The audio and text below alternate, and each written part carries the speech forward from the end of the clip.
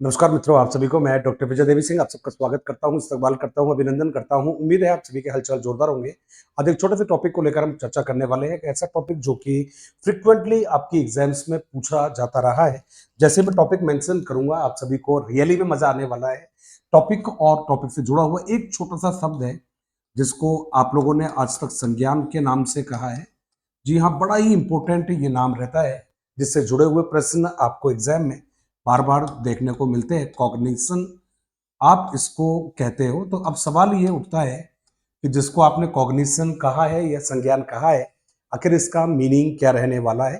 तो सबसे पहले हम देखते हैं कि हम हमारे आसपास से विभिन्न प्रकार की सूचनाएं, इंफॉर्मेशंस को एकत्रित करते हैं, और जब इन सूचनाओं को एकत्रित करने के बाद में जब हम उनको विस्तार देते हैं, उनको ग्रहण करते हैं, जी हाँ, उनका प्रयोग करते हैं, उसी प्रोसेस को आपने संज्ञान कहा है। तो मीनिंग को जब आप देखोगे तो आपका मीनिंग बहुत आसान शब्दों में आपको समझाना है। और क्या कहा है आपने, केवल इतना सा मेंशन करना है कि संवेदी सूचनाओं को ग्रहण करके, ये इसका मीनिंग रहेगा। संवेदी सूचनाओं को ग्रहण करके उनका, जी हाँ, रूपांतरण। अब रूपांतरण को आपने ट्रांसफॉर्म कहा है मित्रों, ध्यान रखिएगा। इंग्लिश के जो वर्ड्स हैं उनको भी आपको ध्यान रखना है। ये आपने ट्रांसफॉर्म कहा है। ट्रांसफॉर्म के बाद में आपने कहा है विस्तारण। विस्तारण के लिए आपने एलोबोरेट कहा है।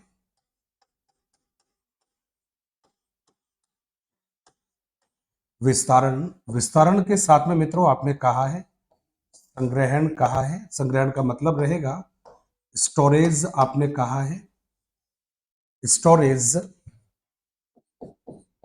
पुनर्लाभ,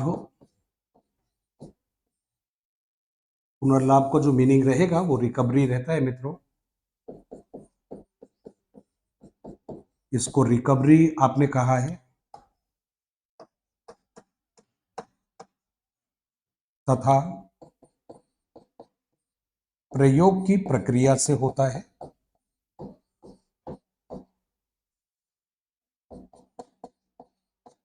तो यदि कोई आपने मीनिंग पूछेगा कि भाई कहते किसे हैं, तब आपको केवल इतना सा बताना है कि ये इसका मीनिंग रहेगा।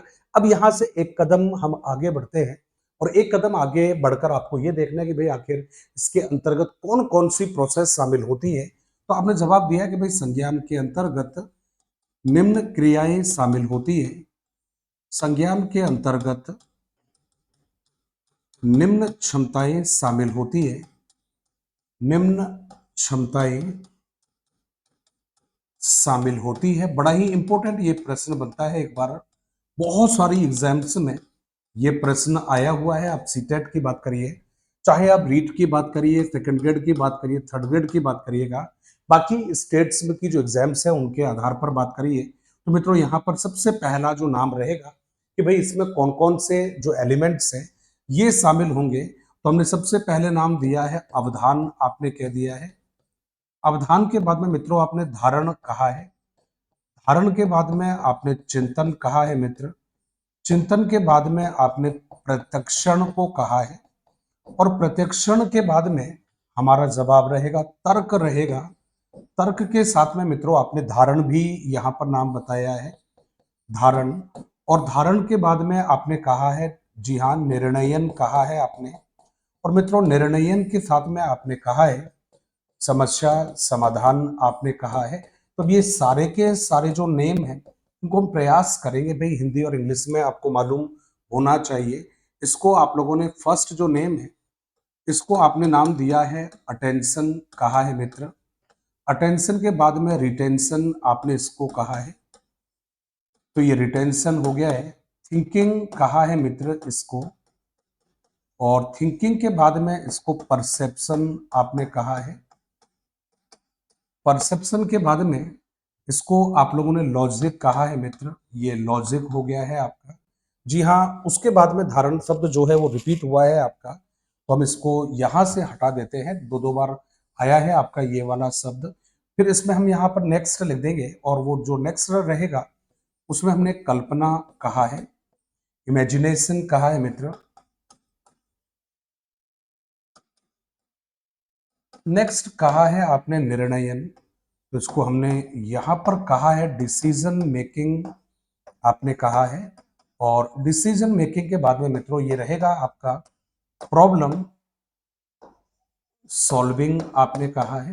तो कुल मिलाकर यदि पूछेगा कि भाई संज्ञान के अंतर्गत कौन कौन सी क्षमताएं शामिल होती है, तो आपका जवाब अवधान, धारण, चिंतन, प्रत्यक्षण, तर्क, कल्पना, निर्णय, समस्या समाधान। अब एक बात जरूर ध्यान रखिएगा कि जब हम आसपास से जो भी जानकारियां, जो भी सूचनाएं हम प्राप्त करते हैं और उन सूचनाओं को जब हम ग्रहण करके उनका भविष्य में जब हम प्रयोग करते हैं, उन सूचनाओं को विस्तार देते हैं, उनको और ज्यादा हम एनरिच करते हैं, उस प्रोसेस को आपने कहा है संज्ञान, जिसके साथ में एक विद्वान का नाम जुड़ा है जीन प्याजे, और जीन प्याजे के साथ में नाम जुड़ा है, जी हाँ, जेरोम ब्रूनर। और इन्हीं बातों को हम आगे जो क्लासेस रहेगी हमारी उनके साथ में हम चर्चा करेंगे। तब तक के लिए आप इजाजत दीजिएगा। धन्यवाद। जय हिंद, जय भारत।